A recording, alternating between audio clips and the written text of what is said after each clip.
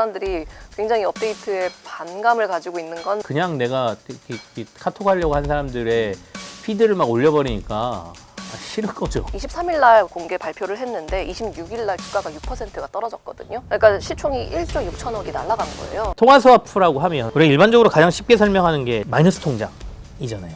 우리 경제가 망가집니다. 우리가 지렛대로 협상에서 던져볼 만한 카드고 굉장히 신의 한 수가 될 수 있다는 주장이 나오고 있고, 간병비 정부가 급여하기로 했어요. 뭐 중국 사람들이 와서 뭐 몇천억 적자래요. 그런 거짓말 퍼뜨리는 사람들, 외국인들이 우리한테 건강보험료를 더 내주고 있다. 고마운 분들이다.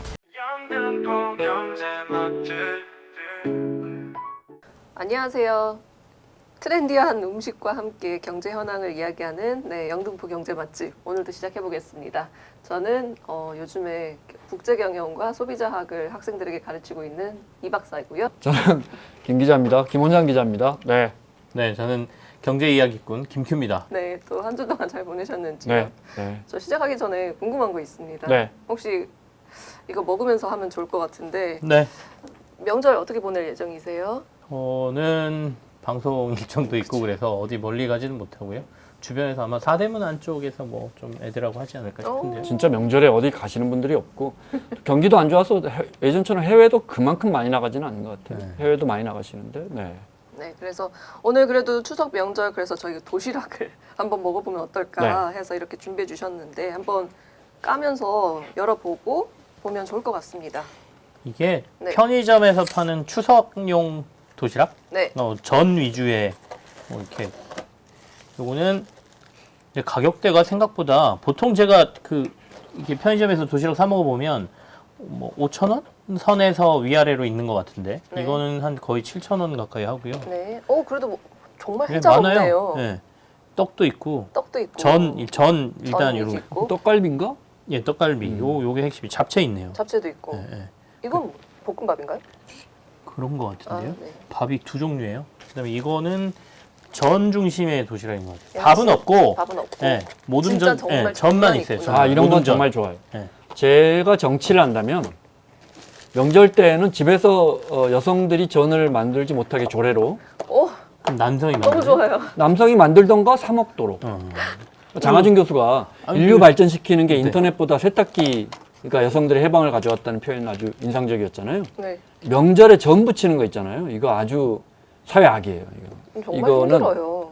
이거는 아니면 뭐 너무나 시장 형님이 변화, 자꾸 전부치라고 시키니까 이렇게 화를 내시는 시장 변화가 너무 충격이 너무 크다면은 가정별로 할당해서 몇 그램 이상은 못하도록 이렇게 하든지 이런 게 사회적 규제가 시급하다고 봅니다. 그래도 그래서 이거는 드시려면 밥을 이렇게 같이 햇반을 돌려서 사서. 같이 하거나, 아니면 집에서 밥은 있으니까 네. 편의점에서 근데 이건 뭐죠? 전만 사다가, 이거 오징어인가? 뭔가 버섯. 튀긴 거. 아이 버섯. 표고버섯? 표고버섯. 그런 것 같아요. 그거 좀 따주십시오. 네. 이거는 돼지갈비네요. 아니 저는 이 고기 안 좋아하기 때문에 다른 거 주십시오. 아, 그러실래요? 네. 얘는 좀 돼지갈비인데 7,900원. 이거 제일 비싸네요. 아무래도 아무래도 고기가 고기니까요. 그쵸? 맛있어 보이는데. 응? 이 오. 젊은 분들 이거 족발 같은 느낌이 드는데? 이거 먹을까? 자, 어떤 거 원하십니까? 한 입만 먹어보겠습니다. 네, 각자 이렇게 돼지갈비. 이거 네, 찍으십시오. 식사를 하시면 좀 되지 않을까요? 이렇게. 어우. 이거 밥 드십시오. 어머니가 대전에 계시는데 이제 치매가 좀 심해지셔서 아, 명절에 이제 형님도 너무 고생하시고 하니까 우리 집에 한 조금 며칠이라도 네. 우리 애들 얼굴 기억하실 때 모시고 오려는데 이 장난이 아니에요. 어머니랑 나랑 KTX로, 형이 이제 대전역까지 KTX로 서울로 올라오는 건 끊었어요, 부장을. 올라오는 편은 있죠, 금요일이니까. 나 혼자 내려가면 되는 거예요. 그래서 어머니 모시고 오면 되잖아요. 형한테 이제 어머니 이렇게. 한 장은 어떻게 생기겠지 하는데 지금 일주일째 집사람이 이걸 하고 있는데. 그 팁을 드리자면요. 네. 그 타기 직전에 하면 나와요. 가서. 네. 출연한 만약에 사람들이 아니- 맞나요? 근데 거의 나도 나와요. 지방 출장 갈 때 네.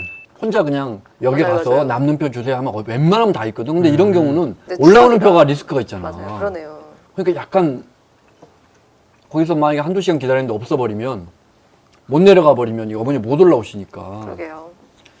그래서 지금 그게 문제입니다. 저는 이번 추석 때 재미없군요. 아니요. 전이나 먹겠습니다.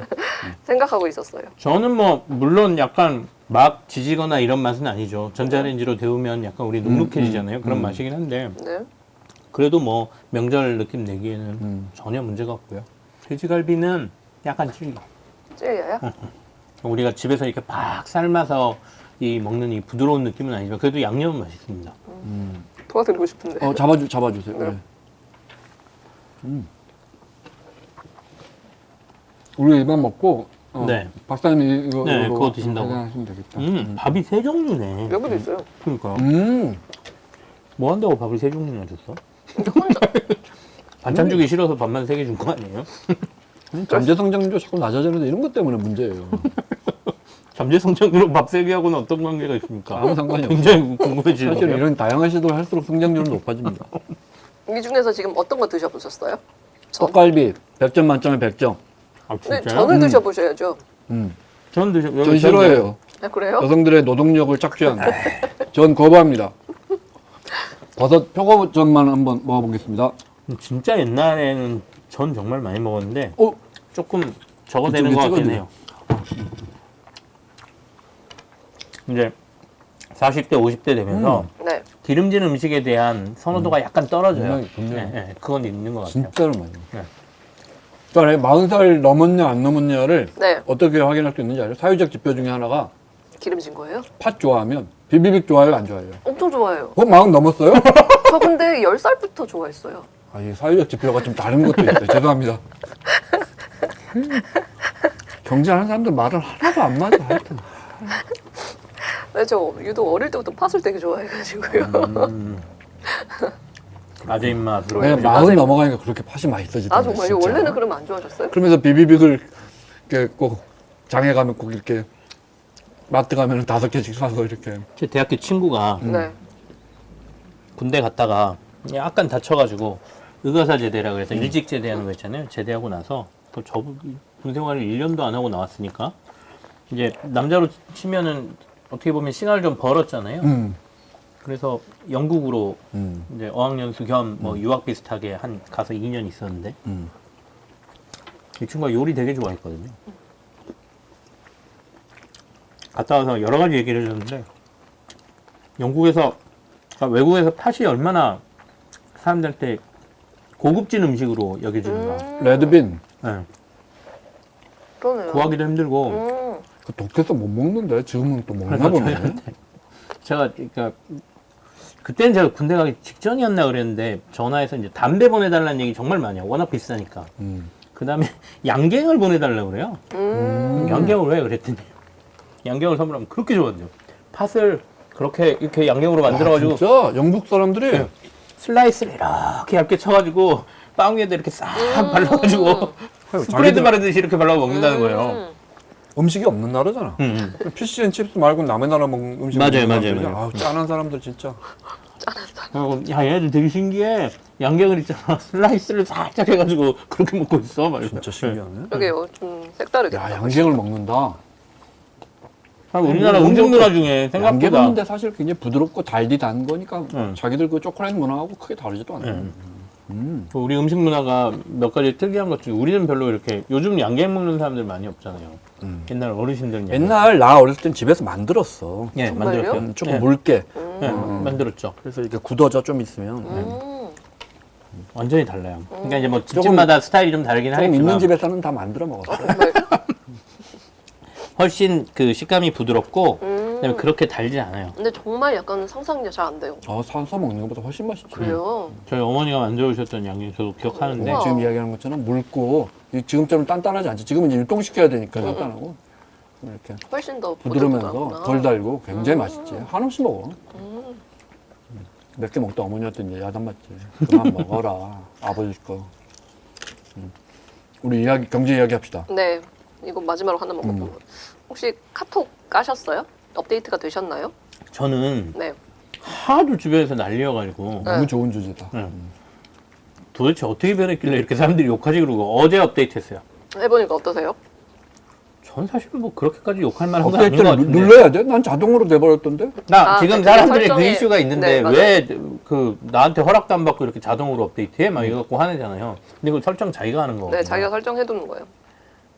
그러니까 앱 가는 플레이스토어나 이런 데 들어가셔가지고 내가 자동 업데이트를 안 하겠습니다라고 아. 해놓으면 자동 업데이트가 안 되는데 맞습니다. 대부분의 사람들이 그걸 생각 안 하고 그냥 자동 업데이트를 해놓으니까 근데 음. 저는 이제 다 수동 업데이트로 저- 기본 옵션을 저는 해놓거든요. 그래서 제가 원하는 것만 업데이트하고 잘 안 쓰는 앱은 업데이트를 안 시키는데 고령자의 디지털 소외가 그냥 하루하루 더 그러니까 약간 심해집니다. 카톡은 억울한 면도 있을 거예요. 우리가 뭐 너무 심해집니다. 강제로 업데이트했나? 자신들이 자동 업데이트 해놓고 우리를 욕해 이런 사람들도 있을 것 같긴 한데 원하지 않는 사람 안 하면 되는 건데. 근데 어떠셨어요? 괜찮으셨어요? 저는 뭐 정말? 그렇게까지 욕할 정도는 아닌 것 같은데. 그래요? 예, 그러니까 뭐 첫 화면이 이제 피드 형태로 해서 남들의 프로필이 이제 강제적으로 올라온다는 거.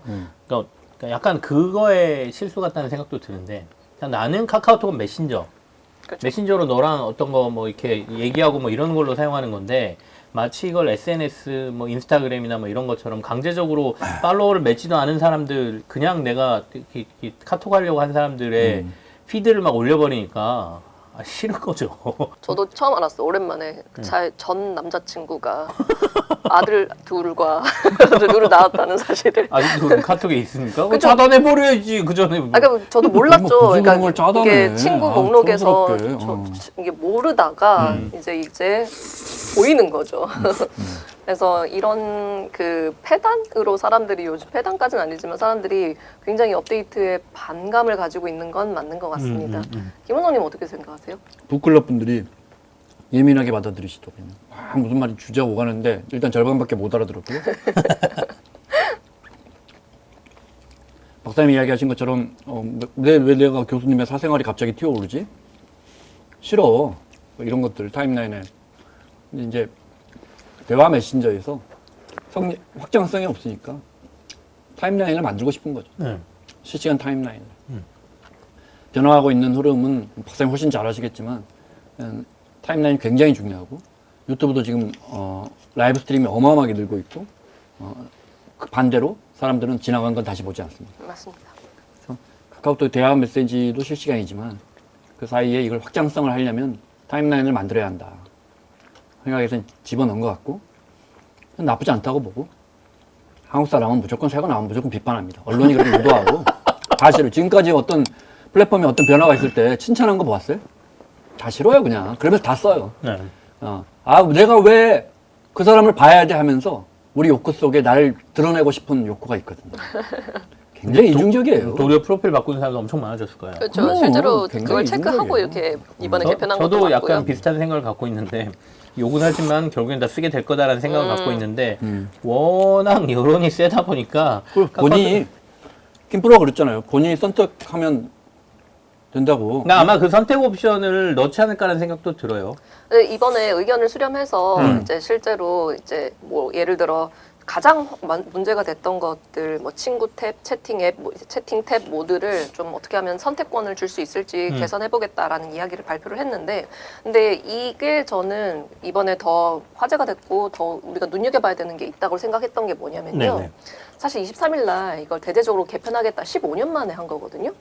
근데 그거에 잘 맥락에 더 중요한 게 있어요. 사실은 AI와 사실 소셜 기능을 같이 넣겠다. 그래서 통합된 슈퍼 앱으로 진화해 보겠다라는 게 사실 이번에 카톡의 개편의 사실 맹점이가 핵심이었어요. 아직 AI는 안 들어왔죠? 그렇죠. 근데 이게 문제가 뭐였냐면은 그러면서 AI 기능 특히 뭘 넣겠냐라고 했을 때 챗 GPT-5를 그 카카오 환경에서 네네네. 바로 사용할 수 있게끔 하는 게 첫 번째고 그다음에 두 번째는 자체 개발한 AI 카나나라고 하는데 이 카나나를 에이전트 기능으로 해서 뭐 사실 카카오가 워낙 생태계가 잘 마련이 되어 있으니까 네네. 뭐 모빌리티부터 시작해서 다 연결시켜서 그 예를 들어 그 채팅창에 뭐 단지 뭐 친구랑 우리 오늘 워터밤 갈래? 뭐 이렇게 하면은 바로 이제 그 티켓도 결제할 수 있게끔 만들어주는 오토밤은 뭐예요?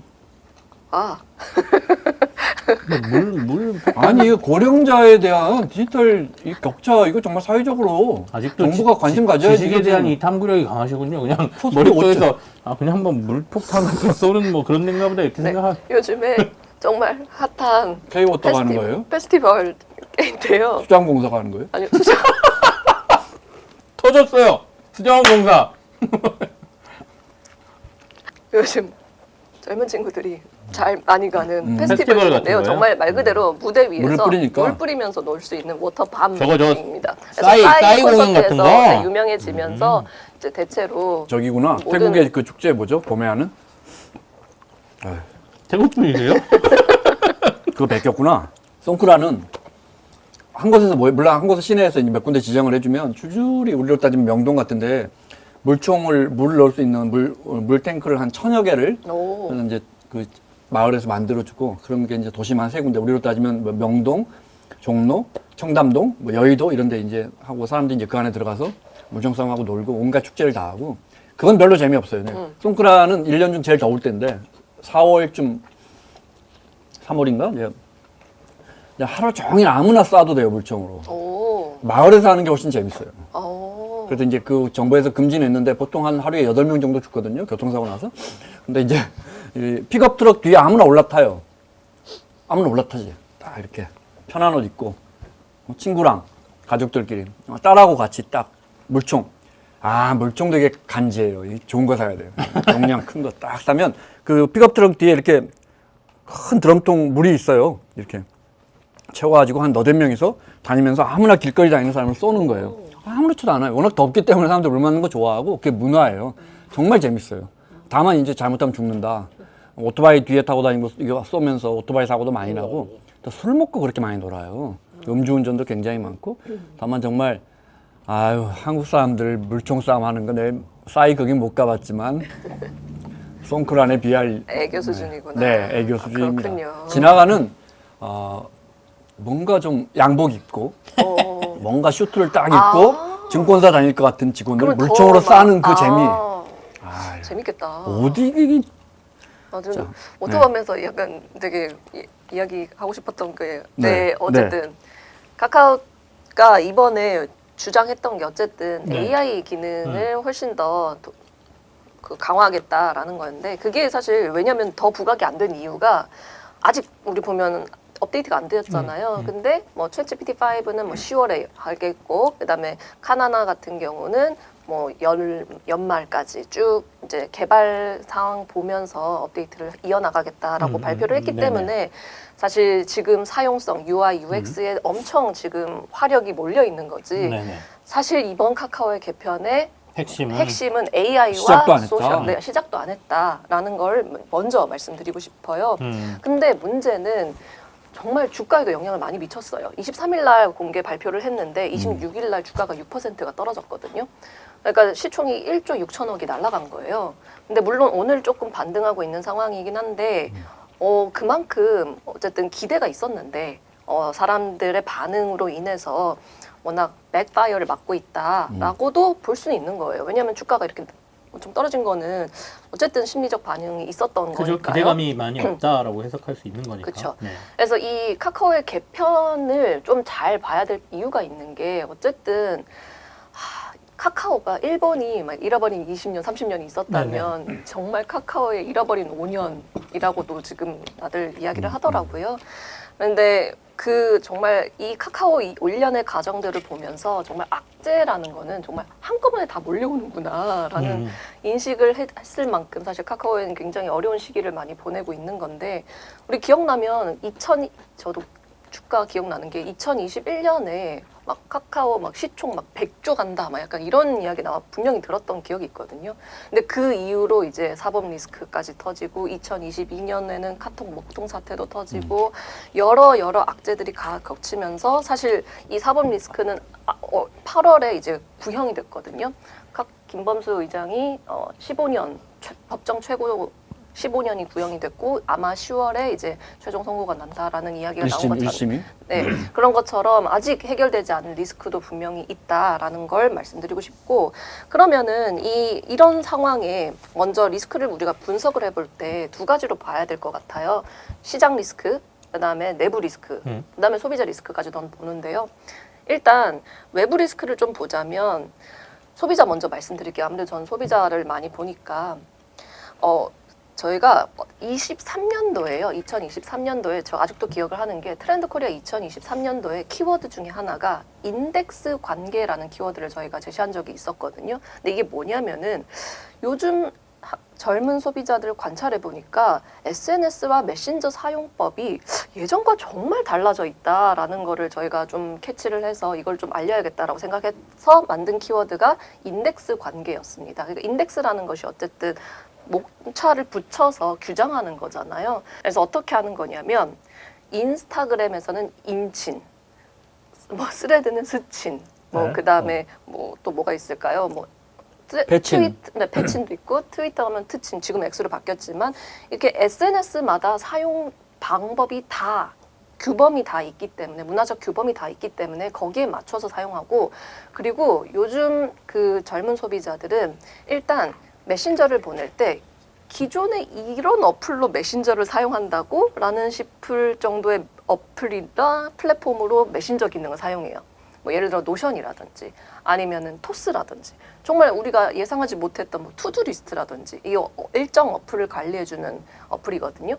그런 것처럼 우리가 생각하지 않았던 기능이 있는 어플을 통해서 메신저를 주고받는 이런 맥락이 좀 많이 보이더라고요. 그래서 아 요즘 소비자들은 단일 SNS, 단일 어떤 우리가 특히 공급자가 규정하는 대로 아 우린 여기 와가지고 요런 채팅창을 요렇게 해서 요렇게 어떤 일을 뭐 해시태그는 요렇게 쓰면 돼요라고 규정돼 있는 거를 쓰는 게 아니라 우리가 규정하는 대로 사용처에 맞춰서 SNS를 활용하고 있구나라는 거를 저희가 좀 많이 발견해서 네.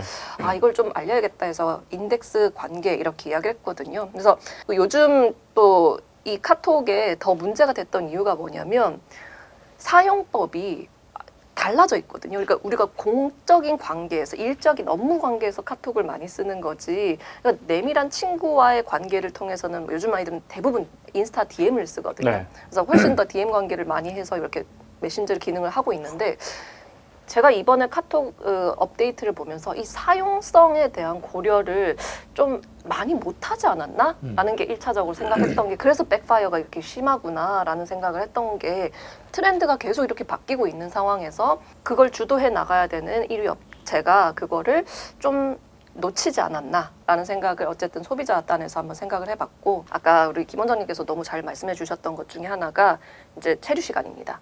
어쨌든 플랫폼에서 가장 핵심은 체류 시간이거든요. 네. 뭐 MAU도 중요해요. 월간 사용자 수 전체가 얼마나 중요한지도 큰지도 되게 중요하지만 플랫폼은 결국 핵심은 얼마나 오랫동안 거기에서 머물고 행동했느냐 이거든요. 실제로 제가 이제 여러 이제 IT 업종에 종사하시는 이제 대표님들 이야기해 보면 인터뷰 일관되게 나오는 이야기가 어떻게 하면은 주의 집중력을 여기에 몰입시킬까입니다. 그래서 이들은요 이렇게 말해요. 우리의 경쟁사는 카톡이 아니고 뭐 당근이 아니고 그냥 사람들의 시간 행태야라고 생각을 이미 하고 있는 거예요. 그래서 어떻게 하면은 주의 집중력. 그래서 그 유명했던 책이 도둑맞은 집중력이라는 책이 네, 그렇게 네. 화제가 됐던 이유가 우리가 무료로 SNS를 사용하고 있지만 우리는 사실 우리의 주의 집중력을 지불하고 있다라는 인식 네. 속에서 그 책이 더 화제가 됐던 거잖아요. 그런 것처럼 체류 시간이 굉장히 중요한 그 지표 중에 하나인데 사실 이미 MAU 따져봤을 때도 카톡이 유튜브에 1위를 자리를 내줬거든요. 23년도에 기점으로. 그런 상황에서 체류 시간까지 따져보면 사실 뭐 유튜브나 인스타그램에 훨씬 더 미쳐지는 상황에 처한 거죠. 그러니까 이게 무슨 말이냐면 그냥 일 있을 때 카톡 확인하고 그냥 연락하는 거지 우리는 다른 어플에서 더 재밌는 거 보고 다른 어플에서 더 뭐 흥미로운 걸 즐긴다라는 게 어쨌든 가장 이 카카오가 위기의식을 가지고 있었던 핵심 아젠다 중에 하나였어요. 그런 걸 개선하기 위해서 이 자세히 보시면 우리 개선한 것 중에 욕도 많이 먹는 이유 중에 뭐가 있냐면 그 숏폼이랑 오픈 채팅방을 합쳐서 지금 탭을 만들었어요. 세 번째 탭이거든요. 그 카톡 창을 보시면 지금 네. 하나, 둘, 셋, 네 가지 탭이 있거든요. 원래 그게 있긴 있었어요. 있었죠. 근데 네. 통합을 시킨 거죠. 오픈 채팅하고 쇼폼이 같은 네, 거기 쇼폼이란 게 있네. 네, 그렇게 생겨버린 거예요. 그런 걸 만든 거죠. 그러니까 쇼츠네. 쇼츠예요. 그러니까 올리는 사람이 있으니까 어이구 좋아요도 제법 있는데. 끌고 오는 거겠죠. 아. 그래서 이거를 이제 어떻게 하면은 이제 실제로 카카오의 이 플랫폼 안에 어떻게 하면은 사람들이 재미있는 요소로 이건 사람들이 카카오 플랫폼 안에서 만든 거예요? 아니요 외부에서 만든 걸 가져오기도 합니다. 아, 뭐 유튜브나 이런. 본인이 네. 올릴 수도 있고 본인이 뭐 올릴 수도 끌어오기도 있고요. 하고. 끌어오는 것 네. 같습니다. 네이버도 지금 하고 있죠. 네. 네. 그- 아. 그래서 이거를 가져왔다라는 것도 사실 이번에 개편의 또 핵심적인 면모인데, 근데 뭐 여러 가지 이런 그 환경적 변화도 있지만 내부적 배경도 조금 말씀드리자면, 제가 내부적 배경에서 네네. 좀 말씀을 드리자면 카카오가 아까도 그 리스크가 계속 있어 왔다라고 했지만 그 전까지도 뭐 예를 들어서 문어발 경영이다 뭐 이런 평가도 네네. 많이 받았었잖아요. 그리고 안에 조직 문화도 좀 문제가 많았어요. 그러니까 너무 처음에 카카오가 이렇게 혁신적으로 이 시장을 이끌었던 힘이 결국에는 이 수평화된 조직. 그래서 카카오 조직 문화가 다 영어로 부르고 네. 되게 자유롭게 네. 이야기하자는 수평 네. 조직이잖아요. 근데 이게 방임 문화로 변질됐다라는 말도 많이 나오고 있었습니다. 이게 무슨 말이었냐면 뭐 내가 개발을 해요. 내가 뭐 어떤 아이디어가 생겨서 개발을 해서 뭔가 스톡 옵션을 받고 뭔가 멋지게 내가 따당 하면은 그걸 내가 뭐 대표적인 게 카카오페이였던 것 같습니다. 그래서 카카오페이 대표가 그때 네. 당시 멋지게 그 다 만들고 스톡 옵션을 자기가 급매도하면서 시세 차익을 400억 네, 받은 그래서. 적이 있었잖아요. 그럼 모럴 해저드도 계속 꾸준하게 있는 이 상황에서 요즘 카카오가 내부 분위기가 다들 그 심지어 이번에 개편하고 나서 내부 사람들끼리 약간 자조적인 그 블라인드 그 후기 글도 굉장히 많이 올라오더라고요.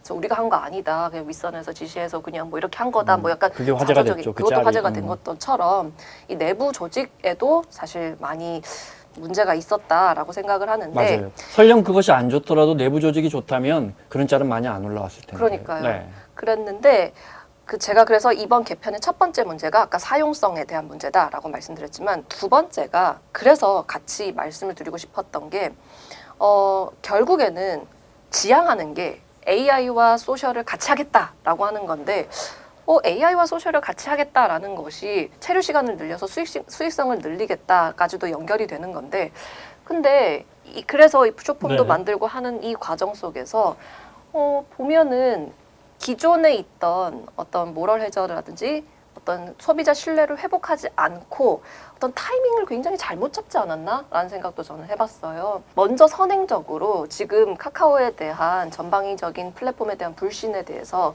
먼저 선행적으로 커뮤니케이션을 더 먼저 한 다음에 신뢰를 쌓고 난 다음에 해도 그 이후에 해도 좀 사실 크게 엄청 위기 사항은 아니었으니까요. 그래도 되지 않았을까라는 생각도 저는 개인적으로 해봤거든요. 카카오가 소비자 신뢰를 잃고 있다는 건 어떻게 알 수 있는 거예요? 주가 말고. 우리가 근데 어쨌든 이게 독점 시장이라서 메신저 할 때는 대부분 아직도 카카오잖아요. 네, 맞습니다. 네. 그래서 그 소비자 신뢰라는 것이 뭐 합법적인 건 저 카카오로 하고 불법적인 건 텔레그램으로 하거든요. 그거 확실합니다. 대부분의 기자들이 네. 관료들과 아니, 뭐 정치인들과 소통은 기자들만 대부분 텔레그램으로 그런 게 하죠. 아니죠. 네. 그렇죠. 대부분 좀 그렇죠. 그런데 이 신뢰라는 게 지표적으로 딱 보이는 건 아니지만 그래도 저희는 여론을 계속 체크하다 보면 좀 부정적인 여론에서 저는 더 형성이 됐다고 생각하고요. 저는 이제 그러니까 뭐 이번 이슈에 대해서 제가 그렇게 아까 개편했더니 뭐 그냥 그런던데요라고 이렇게 반응하는 이유 중에 하나가 소비자들이 이렇게 민감하게 반응하는 거에 대해서 저는 사실 동감이 좀 안 되는 편이에요. 그러니까 저는 약간 회사의 입장에서 보면 회사가 뭔가를 판단해야 되는 시점에 지금 온 거잖아요. 우리는 그냥 메신저로 이렇게 죽을 것이냐, 아니면 여기서 뭔가 선택을 해서 우리의 다른 제 길을 생각과 너무 똑같습니다. 네. 다른 걸로 갈 것이냐를 선택해야 되는 차원에서 이번에 카카오의 선택은 우리는 메신저로 남지 않겠다는 선택이거든요.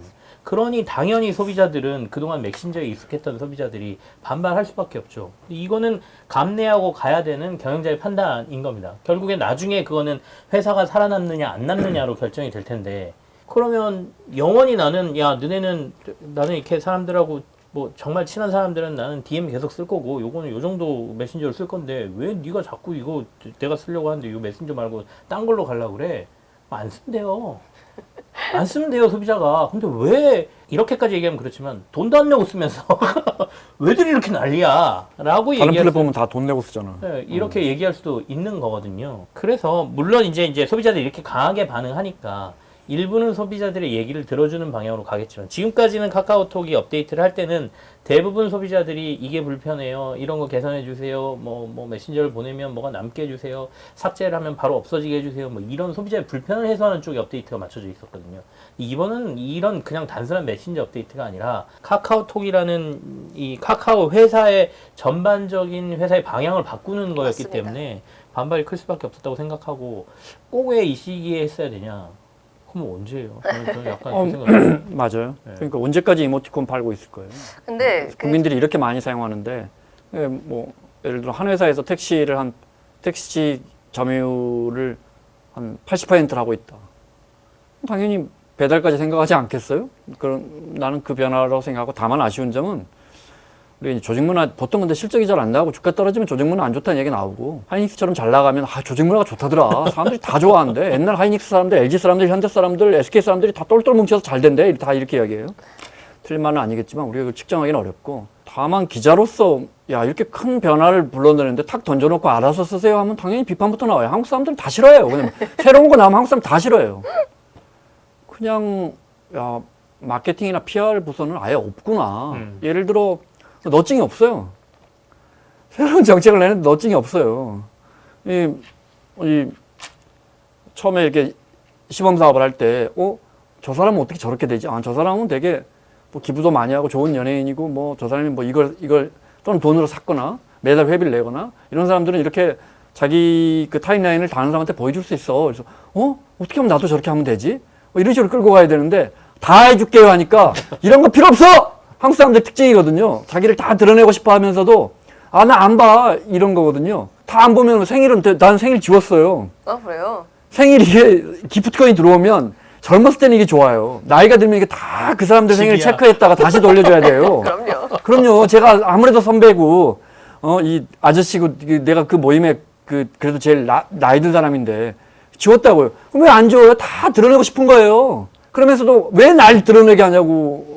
굉장히 이중적이죠. 그러니까 제가 볼 때 이 플랫폼이 성공할지 안 할지 뭐 전문가가 아니라 모르겠지만 PR은 아예 안 하기로 작정을 했나 봐요.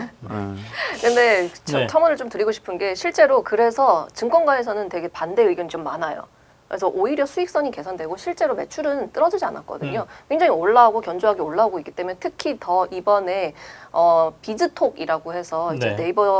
카카오가 제일 많이 나오고 있는 실적 중에 하나가 어쨌든 광고를 통해서 그 수익성을 더 많이 올리고 네. 심지어 이렇게 바꾸면은 체류 시간도 늘어날 거니까 증권가 입장에서는 오히려 매수다, 매수의 기회다 이렇게 리포트를 많이 낼 네. 정도로 네. 의견이 좀 다르긴 합니다. 일부 메신저에서 사람이 좀 탈락하더라도 아까 말씀하신 이 앱에서 체류하는 시간을 늘리고 그다음에 지금 새로 추구하는 부분에 있어서의 사용자가 늘어난다고 하면 카카오는 분명히 플러스일 테고 핵심은 이제 아까 말씀하신 챗GPT를 여기 그러니까요. 탑재하는 건데 거기에 대해서 보는 시각도 이제 뭐 두 가지로 갈리죠. 하나는 아까 뭐 카나나죠.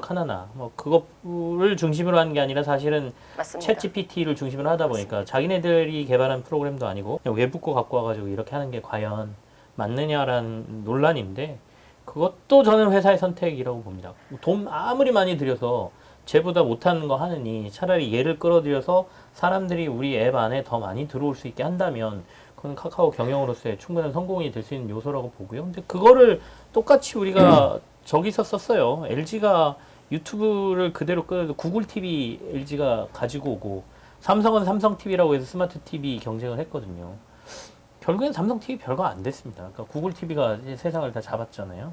그러니까 그것처럼 그러니까 우리나라라는 어떤 뭐 그런 걸로 보면 조금 아쉽긴 하죠. 카카오라는 우리나라에서 대표적인 플랫폼이 자체 개발에 돈을 투자하는 게 아니라 해외에 잘 나가고 있는데 그냥 손잡고 너무 쉽게 시장을 지배하려고 하는 거 아니냐 이런 비판은 할 수 있으되 그 많은 사람들을 데리고 먹고 살려면 본인들도 길을 택해야 되는 거니까. 그래서 저도 이번 개편에 대해서 좀 더 우리가 바라볼 필요가 있는 게 그냥 사용성에 대한 이슈는 사실 이게 저도 소비자 네네. 연구를 계속 해보면은요. 이런 일례 사례들이 너무 많았어요. 페이스북이 메신저 기능을 아웃소싱 해가지고 하겠다라고 발표했을 때 사람들이 난리 쳤다가 그래도 뭐 몇 개월 뒤에 또 적응하시고요. 그다음에 뭐 마치 미국도 마찬가지로 이렇게 업데이트를 했는데 또 난리를 났다가 또 갑자기 또 적응하시고요. 뭐 약간 이런 기조가 계속 있어 왔기 때문에 뭐 이게 뭐 지금 주가에 영향도 미치고 여러 가지 사람들의 반발도 있지만 장기적으로 봤을 때는 뭐 어떻게 이거는 사용성의 측면이기 때문에 우리가 그냥 그렇구나라고 생각할 수 있지만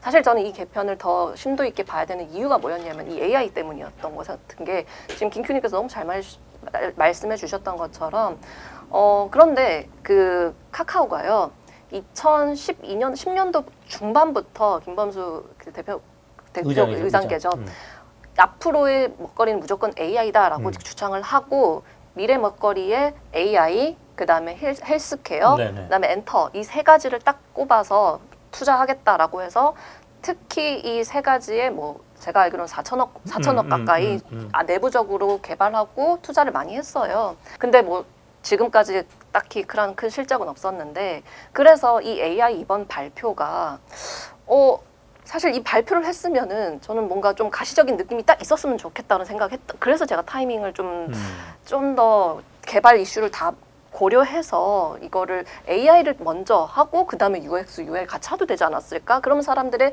진짜 얘네들이 견조하게 하고 있구나라는 어떤 신뢰를 주면서 반응이 더 긍정적으로 이어갔지 않았을까라는 생각했던 게 그리고 챗 GPT를 넣는 것도 있지만 그다음에 한 가지 더 있는 게 독자적으로 개발을 한 것도 맞아요. 네. 카나나를 통해서 이게 온디바이스 AI라고 해가지고요. 실제로 외부 서버가 아닌 그 핸드폰 안에서만 학습을 해서 삼성이 갤럭시에 계속 그거 하고 네네. 있어요. 네.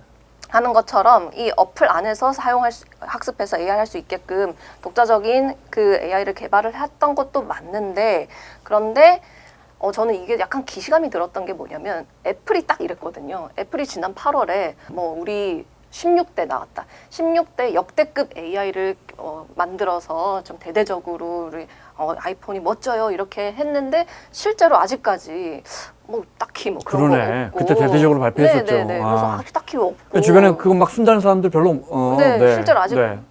아직 출시가 미정인 상황에서 계속 지연되고 있거든요. 그래서 제가 이 AI와 관련해서 사람들 요즘 우리가 좀 더 봐야 되는 게 하겠다 AI니까 와 멋있다. 근데 이게 실제로 진짜 AGI까지 진짜 할 수 있어?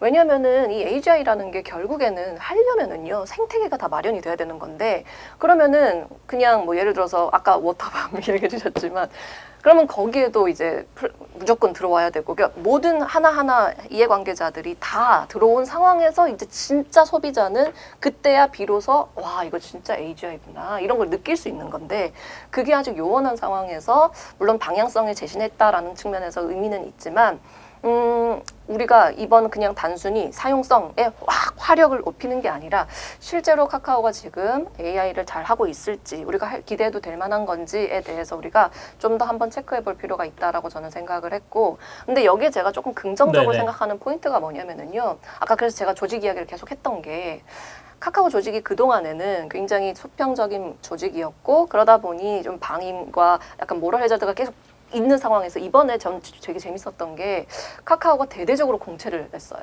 정말 이례적이라고 생각했던 게 워낙 이 업계는 경력자나 개발자를 선호했던 카카오가 이직률이 굉장히 낮아요. 네. 네, 그 주식이 많이 물려가지고 회사 대출 받은 걸 못 갚아서 나갈 수가 없어. 이직률이 굉장히 낮은. 네, 그래서 네. 당황해서 지금 죄송합니다. 죄송합니다. 아닙니다. 네, 그래서 네. 많이 뽑아서 네, 이번에 그래서 공채로 뽑겠다. 그러니까 신규 신입 직원을 뽑겠다. 대대적으로라고 발표를 제가 알기로는 제가 들어본 기사 중에 최초인 것 같더라고요. 그래서 이 기사를 좀 잘 보고 어떤 인재를 꼽냐라고 보니까요.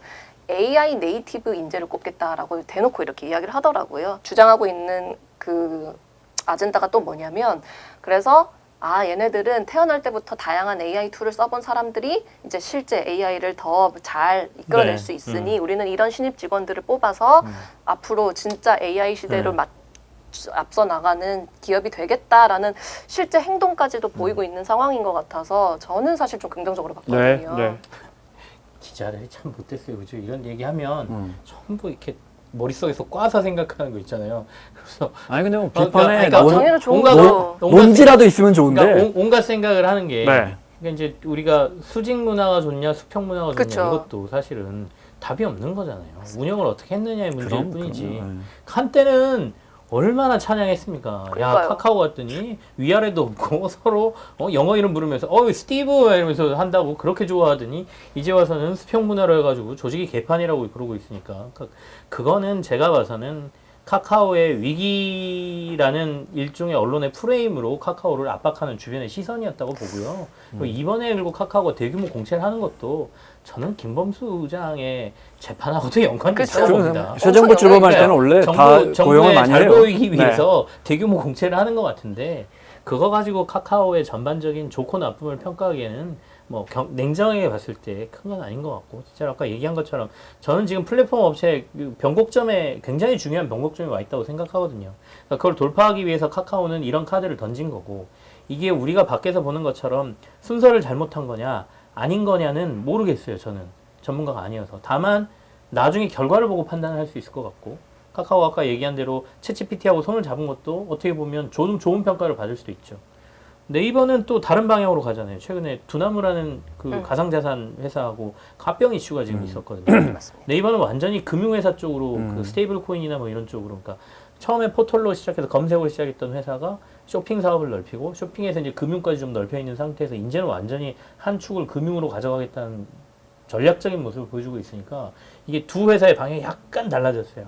이 두 회사가 좀 잘 커서 우리나라에서 다른 글로벌 기업들을 경쟁할 수만 있다고 하면 뭐 그럼요. 얼마든지 맞춰줄 수 있을 것 같아요. 근데 저는 그래서 첨언을 더 하자면 저도 네. 굉장히 공감을 하는 부분이고 근데 지금 정말 변곡점에 있다라고 저는 생각했던 포인트가 정말 이 플랫폼에서는 어떻게 하면은 이 AI를 지금 슈퍼 네. 앱 다 플랫폼화 할 수 있을까에 대한 정말 피 튀기는 총성 없는 경쟁을 하고 있는 상황이라 다 하면 안 돼, 다 하면 안 돼. 네이버가 뭐 하나 진짜 잘하고 카카오가 뭐 하나 진짜 잘해가지고 살아남아야 돼요.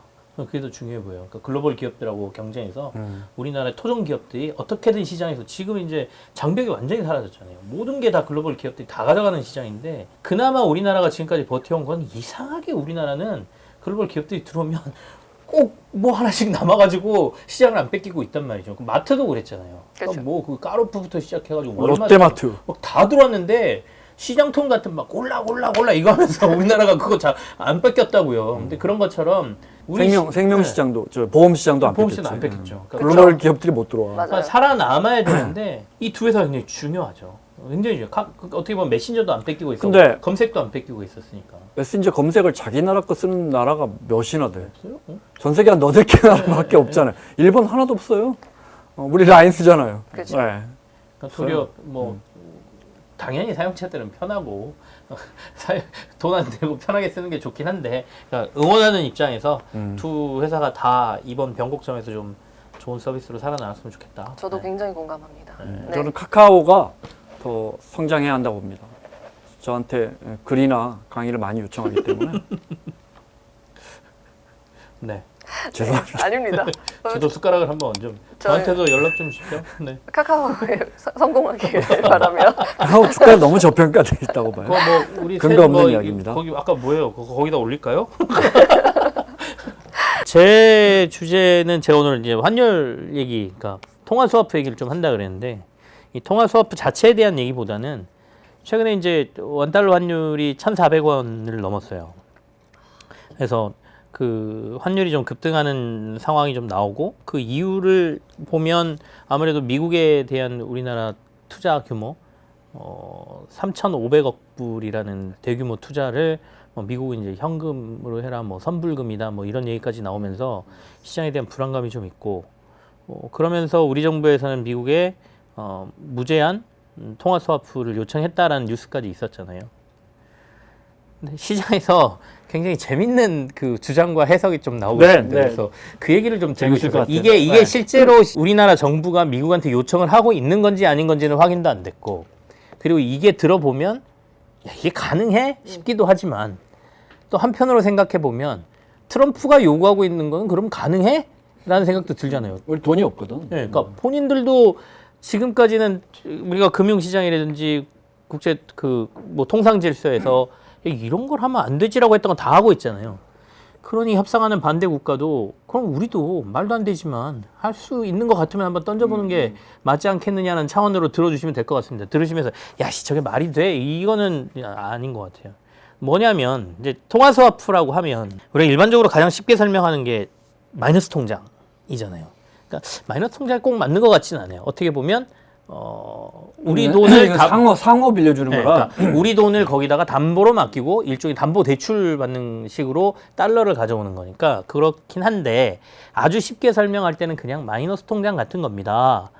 미국한테 우리가 아까 이제 무제한이라고 했지만 어느 정도 규모가 정해지면 그 규모 내에서 급하면 달러를 얼마든지 가져다 쓸 수 있는 거예요. 우리 돈을 맡기고. 네, 비용을 내고. 근데 맡기는 거에 대한 서로 맡기는 거거든요. 그러니까 우리가 뭐 만약에 100만 달러를 가져온다 그러면 100만 달러에 상응하는 원화를 우리가 이제 그 교환 가치를 정해 놓으니까 맡기고 가져오고 그러면 우리 입장에서는 미국이 우리나라한테 달러를 맡긴 거니까 달러에 대한 이자를 주고 우리는 원화를 맡겨 놓는 거니까 원화를 맡겨 놓은 거에 대한 이자를 서로 주는데 이 이자 차이에 따라서 수수료가 좀 발생을 합니다. 미국이 더 높기 때문에 우리가 돈을 좀 더 주게 되는 상황이 발생하죠. 그래서 무슨 얘기냐면 무제한 통화 스와프를 만약에 미국과 우리가 하게 되면 최대 3,500억 달러까지 우리가 마이너스 통장에서 돈을 꺼냈을 수 있는 거잖아요. 그러면 우리 돈 주지 말고 거기서 다 3,500억 달러를 마이너스 통장에서 빼서 그냥 미국에 투자하자는 거예요. 어이없으시죠? 말이 안 된다고 생각해요. 아니 이론적으로는 지금 어이없는 이야기가 아니고 이론적으로는 하나도 틀린 이야기가 아니에요. 근데 이제 통화 스와프라는 게 이게 목적성 자금, 그러니까 이거를 어디에 투자하거나 이거는 안 되고 사실은 외환이나 뭐 이런 거에 대한 문제가 생겼을 때 그런 위급한 불을 끄기 위해서 중앙은행끼리 거래를 하는 거기 때문에 그러니까 외환 시장의 안정을 위해서 하는 거기 때문에 그렇게 보면 말이 안 된다라는 주장. 두 번째, 연준에서 이걸 결정하는 거기 때문에 지금 언론에서 제일 많이 얘기하죠. 우리나라가 통화 스와프 못할 거다라고 얘기하는 것 중에 하나가 기축통화에 준하는 데만 통화 스와프를 해주는 거지 이거는 한국은 기축통화 원화가 아니니까 할 수가 없다라는 주장이죠.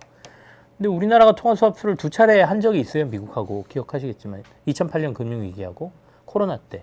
물론 규모는 300억 달러, 그다음에 그 두 번째 600억 달러였던 걸로 기억하는데 둘 다 미국이 어려울 때였어요. 자기가 어려우니까 금융위기 때도 야 빨리 와봐 통화 스와프하자.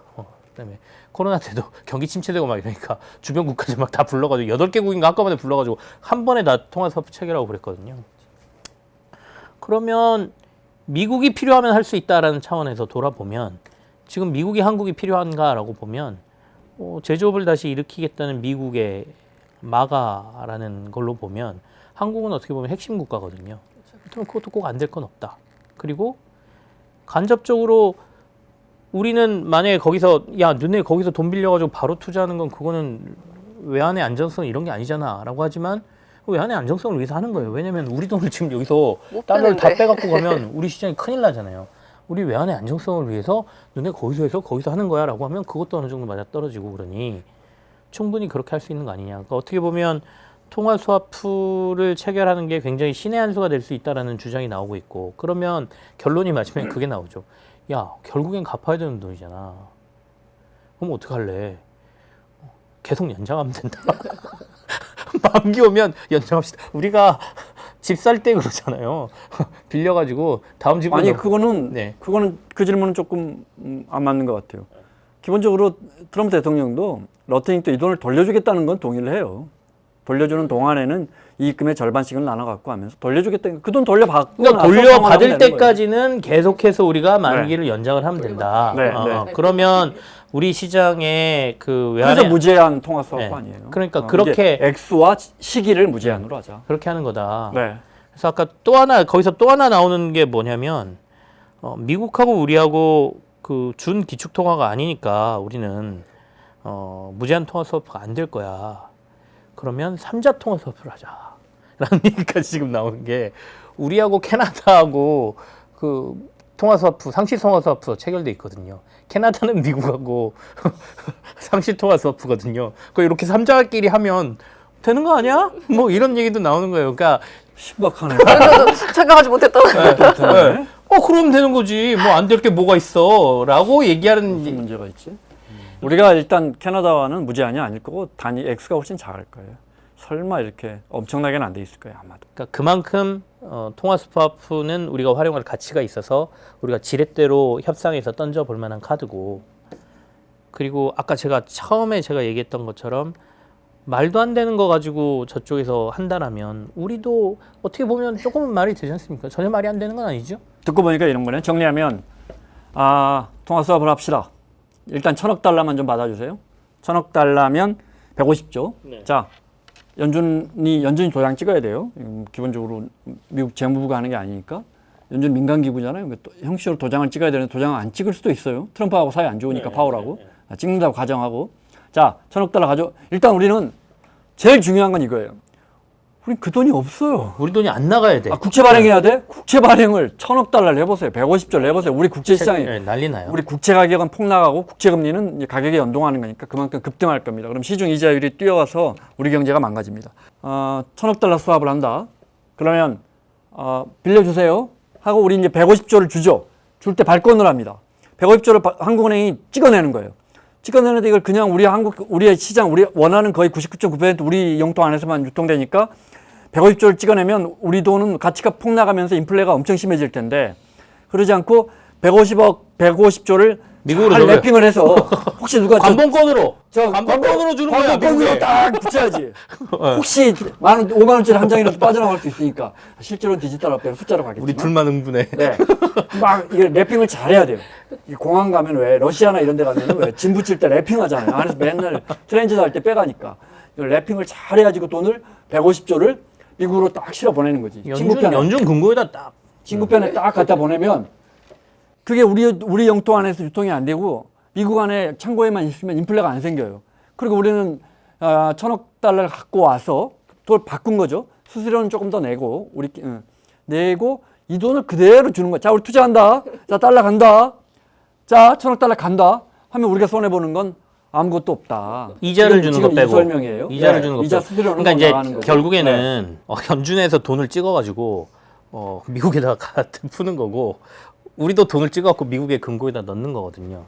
근데 뭐가 있냐면, 그러니까 우리 외환 시장이 일단 그렇게 되면 큰 충격을 안 받고 국채 시장도 큰 충격을 안 받고, 또 하나는 미국 입장에서는 트럼프 대통령이 지금 우리나라하고 일본에다가 계속해서 대미 투자를 늘리려고 하는 이유는 자기네들은 국채를 찍어서 돈을 풀기 싫다는 거잖아요.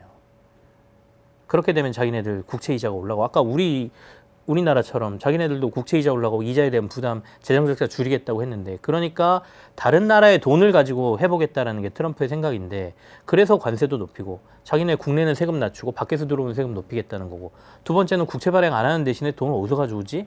야, 씨, 그동안 우리나라에서 물건 많이 팔아먹은 이 나쁜 놈들, 일본, 한국, 너네가 돈 내. 지금까지 야 몇 년이야 계산해가지고 요만큼 벌었네. 그러면 이 정도는 내가 내도 되겠다. 너는 뭐 5,500억 불, 너는 3,000. 얼마나 다행이야. 중국이 그 생각을 했어 봐. 우리 얼마나 많은 돈을 줘야 돼. 그러니까요. 지난 30년 동안 우리 무역 흑자가 미국의 흑자보다 중국에서 얻은 흑자가 한 10배인데. 그러니까 이제 그런 거거든요. 돈은 풀고 싶은데 국채 발행은 싫고, 그러니까 밖에서 가져오자는 건데, 아까 연준 얘기하셨는데, 연준에서 아까 얘기한 것처럼 우리가 통화 스와프로 해서 돈을 찍어내는 거, 이거는 부채가 아니에요. 그러니까 우리가 흔히 말하는 재무제표상 밸런스 시트에다가 부채로 계산하지 않거든요. 정말로? 네, 통화 스와프, 중앙은행 간 통화 스와프 거래로 하고요. 그러니까 빌려주는 돈이고 들어오는 자산이 있잖아요. 그러니까 이게 상계가 돼서 부채로 안 잡힙니다. 사람들이 이런 이야기 하거든. 전문가들이 이야기하면서 연준의 부채가 늘어날 건데 장부상으로 그게 아니구나. 장부상으로는 똑같은 자산을 가져다가 넣어놓잖아요. 네. 원화를 넣어놓잖아요. 그러니까 이게 부채가 상계돼서 부채로 안 잡힙니다. 그러니까 연준 입장에서도 미국 입장에서도 부채는 안 늘리면서 시중에 돈을 풀 수 있는 방법이고, 우리 입장에서도 굉장히 신박한 방법이 될 수는 있어요. 그래서 저도 이 얘기를 들으면서 괜찮은데? 잘만 설득하면. 우리가 지금 이제 건달한테 골목길에 몰려서, 형, 우리가 돈이 내가 지금 100원밖에 없는데 3,000원은 3,500원을 엄마한테 가져다가 줄게. 여기까지 이야기 된 줄 알았더니 그래서 우리 외환시장이 안정을 취했단 말이에요. 그런데 이 건달이 야 근데 지금 내놔. 아 형 나 없어. 정말 진짜 없어. 시계 팔아. 형 이거 팔아봤자 이거 1,000원도 안 돼. 지금 여기까지 오니까 지금 외환시장이 이제 1,400원을 뚫었다고요. 외환시장 1,400원 뚫었다는 건 사실은 더 많이 뚫린 거예요. 왜냐하면 달러 인덱스가 내려가고 있어서 달러 값이 내려가고 있는데 우리 돈의 가치가 더 내려갔다는 소리거든요. 그러니까 굉장히 더 많이 내려가는 거거든요.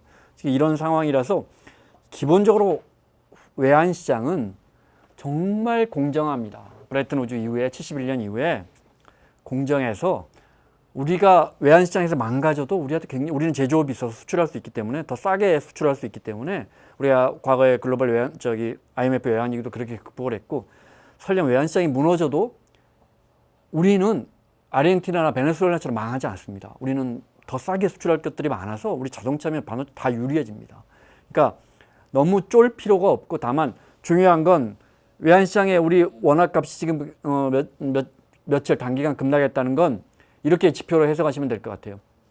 건달한테 삥을 뜯길 가능성이 더 커졌고 X도 더 커진 것 같다.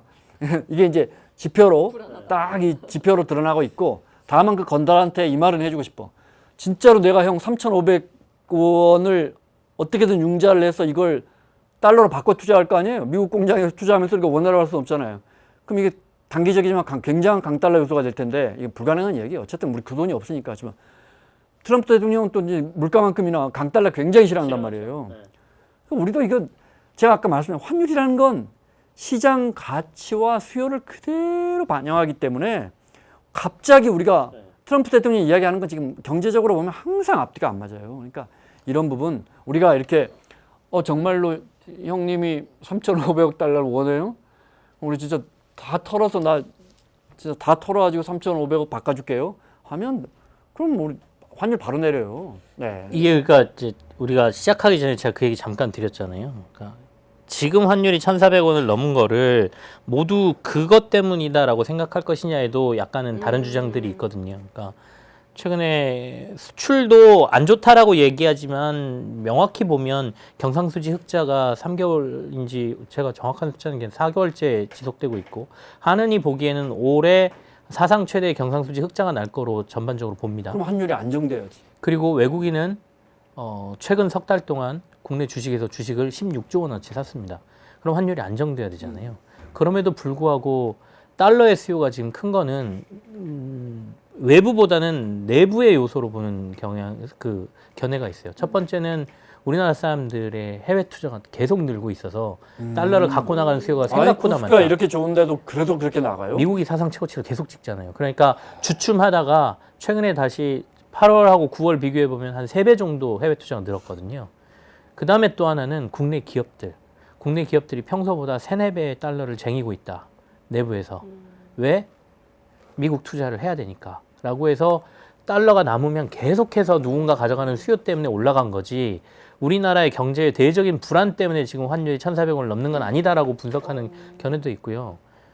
저는 거기에 도리어 조금 더 점수를 주는 이유가 1,400원이 넘어가는 상황에서 우리나라 주식시장 안 흔들려요.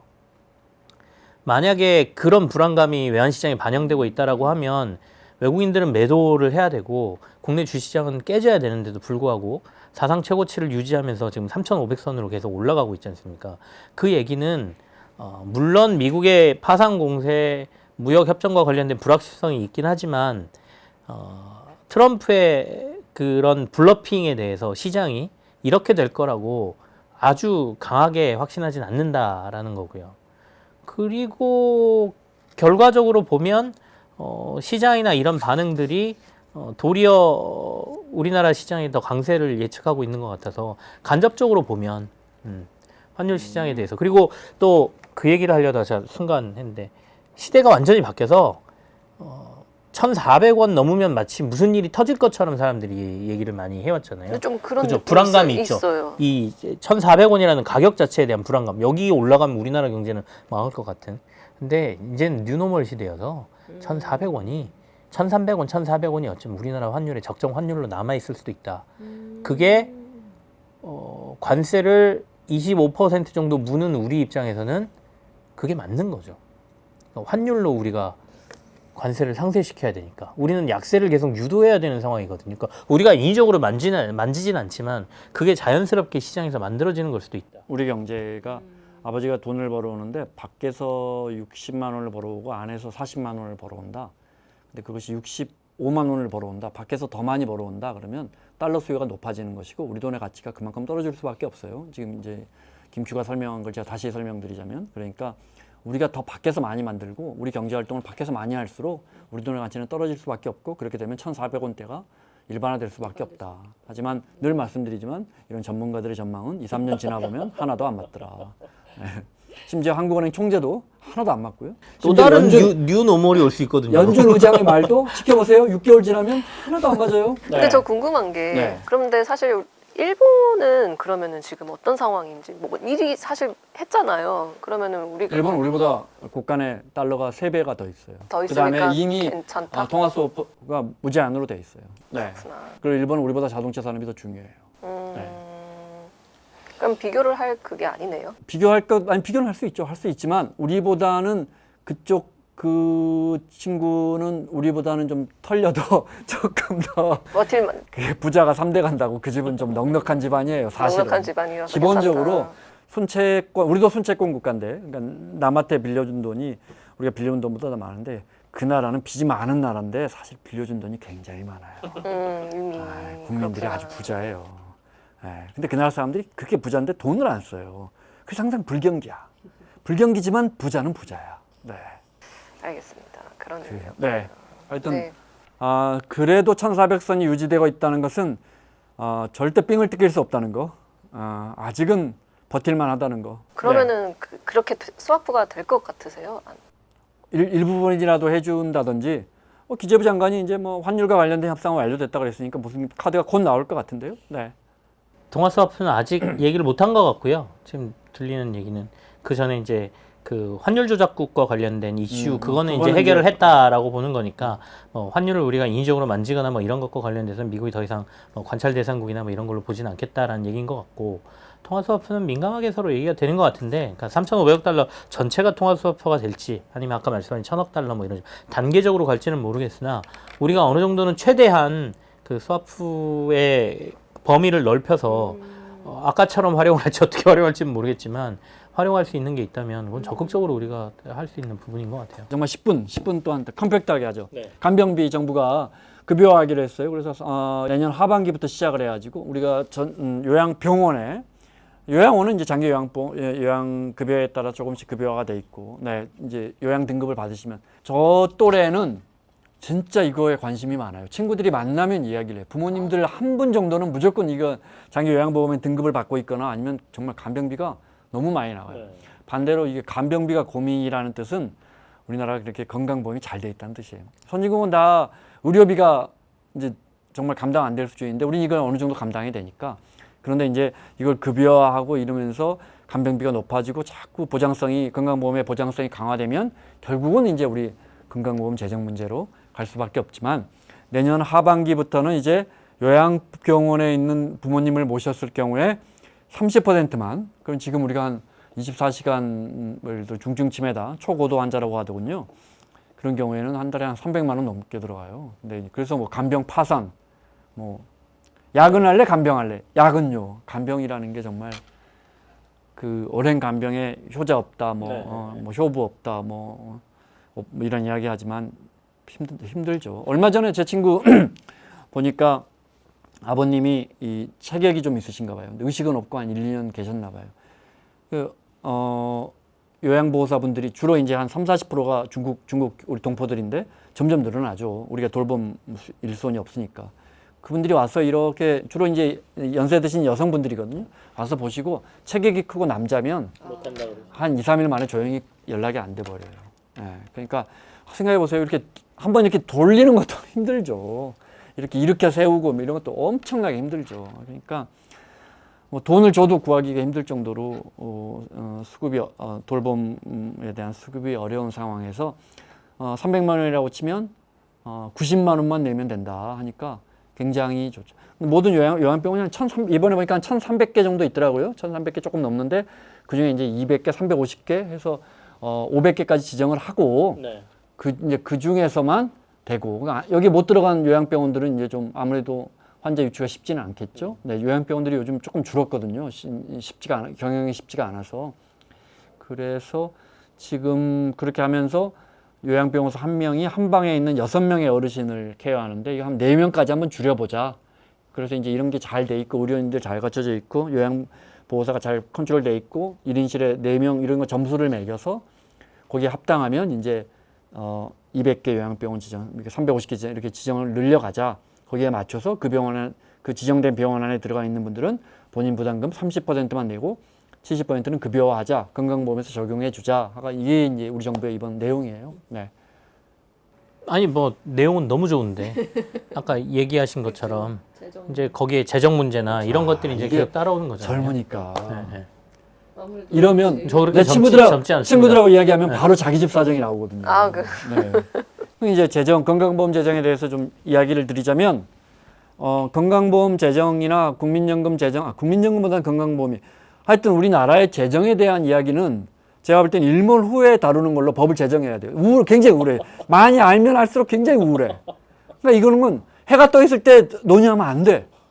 저 학자들이나 조명 좀 꺼주세요. 조명 좀. 그때 말했대요. 알면 알수록 조명 낮춰줘요. 굉장히 낮춰. 우울해. 네. 그러니까 이런 이야기는 하면 안 되는데 우리가 지금 이제 저녁에는 못 모이니까 간단하게만 설명을 드리자면 일본은 이제 우리보다 단카이 세대가 우리보다 한 6, 7년, 10년 정도 먼저 가죠.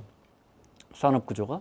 그래서 그분들이 이미 은퇴를 했어요. 우리는 이제 1세대 베이비붐 세대가 은퇴를 하고 있고 제가 한 2세대 말쯤 되는데 그래서 진짜 많은 분들이 은퇴를 하고 7, 8년, 10년이 지나고 올해가 일본 말로 문제해 뭐 이렇대요. 그래서 올해 이분들이 75세 이제 평균점을 가면 의료비가 급상승을 해요.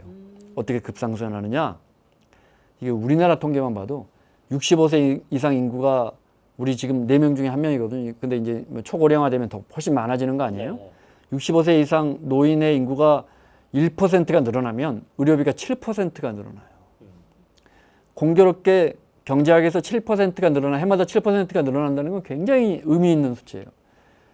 복리 7.15 10년 가면 2배 되거든요. 원금이. 무슨 말이냐? 이렇게 해서 우리도 지금 1차 베이비붐 세대가 75이 되고 2차 저 같은 베이비붐 세대가 60대 후반이 되는 그 시점, 이게 이제 2030년대 초예요. 시점에는 이제 의료비가 이렇게 올라가서 해마다 7%씩 올라간다는 소리예요. 의료비 지출이 그렇게 나와서 10년 지나면 2배가 된다는 소리예요. 제가 지금 말하는 그 재정 적자의 그 비율은 정부의 지금 상태의 재정 지원이 이루어진다고 가정해서 그런 거예요. 이것도 아까 우리가 미국에 투자하는 3,500억 달러처럼 답이 안 나와요. 그래서 제가 일몰 후에 이야기하자는 거예요. 답이 안 나와요. 답이 안 나와. 내가 여기서 더 충격받는 이야기는 영등포 경제 맛집 보시는 분들이 아마 제가 볼 때는 20대부터 60대까지 고를 것 같은데 우리가 일반적인 경제 이야기라니까. 네. 더 슬픈 이야기는 그 10년 후에 우리를 봉양해야 할 자식 세대는 부모의 봉양은 자식의 의무다라고 느끼는 비율이 20%예요. 20%나 나와요? 이미 포기했죠.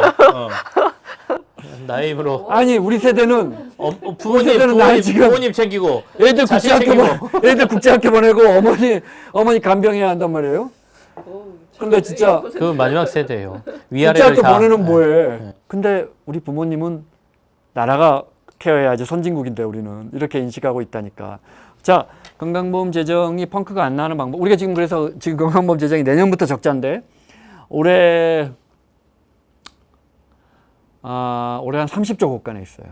모았다고 하는 게 국민연금이 한 1,200조 있으니까 거기에 비하면 국민연금은 2,400조까지 늘어나거든요. 근데 이제 어마어마한 고간을 그래서 우리가 이제 연목 속의 고래라고 지금 이게 이제 30조는 아무것도 아니죠. 왜 아무것도 아닌지 알아요? 내년부터 적자라고 했잖아요. 4, 5년 만에 까먹어요. 그럼 이제 4, 5년 뒤에는 이제 고간도 비어요. 건강보험이. 그리고 나서 아까 제가 어떻게 된다 했죠? 의료비가 그렇게 천문학적으로 치솟습니다. 이걸 감당할 수 있는 방법은 아주 쉽습니다. 3가지가 있습니다. 1. 정부가 재정 지원을 더한다. 세금을 더 걷거나 국채 발행을 더하면 되겠죠. 2. 보험료를 올린다. 네, 지금도 7% 정도 엄청 올랐어요. 동네 골프 좀 치는 부자 형님들 한 달에 기본 2, 3천만 원 냅니다. 한 달에 건강보험료. 우리나라 부자 제법 많이 받아요 요즘. 제가 한 10여 년 전만 해도 이게 이 세율이 맞냐, 부자를 이렇게 격차를 이렇게 많은데 요즘 부자 형님들하고 논쟁을 하다 보면 그 형 진짜 많이 내네요. 건강보험은 위에 리미트가 없어요. 아, 네. 그래서 그러네요. 없죠. 네. 그러니까 그래서 국민연금은 상한이 상호동 씨한 달에 있잖아요. 3천만 원 낸다는 거 아니에요 한 달에. 네. 그다음 세 가지 방법도 간단해요. 병원 들어가면 돼요. 잘 조정을 해야 할 것 같아요. 그래서 건강보험료 본인 부담금도 올려야 되고 정부 재정 지원도 확대를 내야 되고 병원 가는 것도 줄여야 되는데 근본적으로 이제 이런 부분들은 어려워요. 근데 진짜 어려운 건 세 번째예요. 왜요? 이걸 줄이면 이제 동네 의사들이 힘들어져요. 아, 쉽게 병원 가는 거. 우리처럼 이렇게 감기의 보장성이 높은 나라가 없어요. 근데 이제 동네 의원분들이나 1차원적인 진료를 받는 분들, 우리가 어깨만 좀 아파도 우리 병원 가도 사실 근데 아직도 이게 그 과잉 진료가 많죠. 실손 있으세요 하면 치료법이 달라져요. 네, 그게 과잉 진료인 거죠. 과잉 진료가 만연화 있고 어르신들 또 기초수급자분들은 이제 의료급여 받는 분들은 이제 본인 부담금 0이니까 그냥 습관적으로 가요. 습관적으로 가면 시골의 어르신분들은 가다 의사 선생님하고 한마디라도 아이고 어머니 어때요? 어깨 좀 어때요? 뭐 이렇게 비타민이라 하다 죽어다 손도 잡아주고 그러니까 그냥 가서 약은 쌓아놓고 안 드세요. 이만큼 있어 시골의 할머니 집 가면. 그런 부분들의 재정을 줄여야 되는데 그 이익이 의사분들과 의료계와 이게 있거든요. 그리고 그분들도 할 말은 있는 게 그렇게 해서 우리가 초기에 그분들 큰 병을 만들기 전에 케어하는 것도 있거든요. 예방이 굉장히 사실은 위암 걸리기 전에 위궤양 그 단계에서부터 우리는 그 비용이 없기 때문에 속만 쓰리면 병원 가서 약 하나 타오잖아요. 근데 이게 사실은 눈에 안 보이지만 위암 환자 100명 중에 한 10명은 줄이는 거란 말이에요. 그러니까 이런 부분이 있기 때문에 쉽지는 않지만 이 부분의 지출을 줄여가면서 건강보험 재정을 해서 제가 75살이 될 때까지 어떻게든 우리 건강보험을 유지해야 한다. 이게 이제 제 오늘 제일 중요한 카카오보다도 훨씬 이게 중요한 거죠. 네. 진짜 불 꺼야 될 것 같아요. 우울하죠. 우울해. 대한민국의 재정 문제는 우울해요. 왜냐하면 전 세계 어떤 선진국도 전 세계 어떤 세대도 지난 수천 년간의 어떤 국가도 경험하지 못한 드라마틱한 고령화 시대가 찾아오고 있기 때문에 우리나라도 약간 미국처럼 생각을 좀 바꿔야 될 것 같아요. 그러니까 정말로 어려운 아니. 해외에 수출하는 상품에다가 건강보험료를 조금씩 넣어가지고 해외에서 가져와서 우리 건강보험 재정을 넓히는 일종의 네. 뭐 관세 비슷한 거. 그런 돌봄에 대해서 돌봄 수요가 높아지면 이제 우리 이민자들도 우리 외국인 노동자도 많이 들어와야 되고 제가 전에도 말씀드린 것처럼 외국인들의 비중이 10%가 넘어가면 그분들도 당연히 정치 세력화할 것이고 당연한 거예요. 우리 맨날 그렇잖아요. 야, 미국에 저렇게 한국 사람들 많이 사는데 맨날 상원의원 한두 명 갖고 만족하냐? 도대체 한국인들의 이 외교적 역량은 왜 안 나오냐? 이렇게 말하는데 우리나라에 베트남 분들, 태국 분들 100만 명씩 살면 당연히 국회의원도 한 명 나와야 되고 이제 데모도 하죠. 이게 뭐냐? 왜 우리는 이렇게 차별하냐? 이 지역 개발해달라고 데모하죠.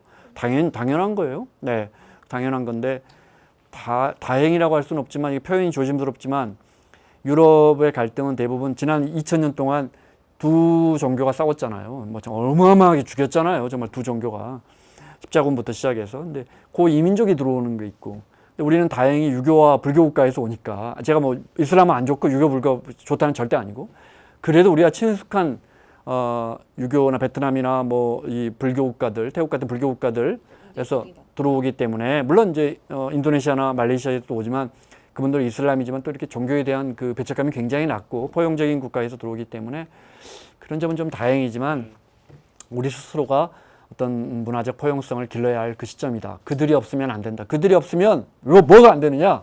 내가 아플 때 돌봐줄 사람이 없어. 우리 애는 그걸 의무라고 생각 안 한다잖아.